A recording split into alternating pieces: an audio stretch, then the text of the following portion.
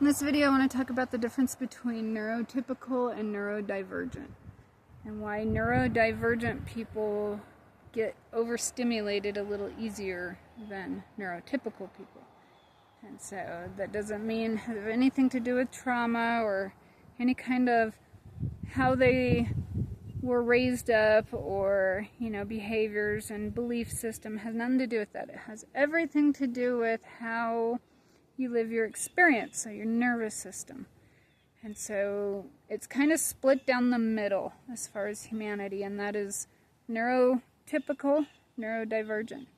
Neurotypical people live their experience through autopilot, and so that's very routine-based, very predictable.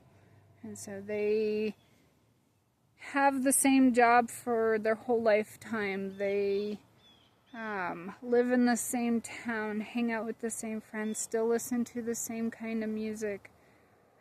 Everything's very predictable. And so that's kind of autopilot, and that is neurotypical. Then there's neurodivergent people that live their experience through hyper-awareness. And when they're hyper-aware, that's what kind of creates the oversensitive and the overstimulation, if that makes sense. And so it's not a disorder or anything wrong with anybody. It's just your nervous system and how it responds to your biological surroundings and your life experience. And so people that are neurotypical are very autopilot, routine-based, and predictable.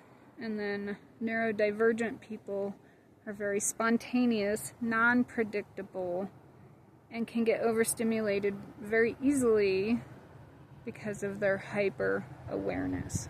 And so instead of autopilot, they're hyper-aware. And so two people in the same reality can completely experience life completely differently. And like friction, not work, because that's where timelines come in. They end up getting separated in timelines because they literally, through their nervous system, live their experience completely separate. One in autopilot, one in hyper-awareness. And so that is the difference between neurotypical and neurodivergent.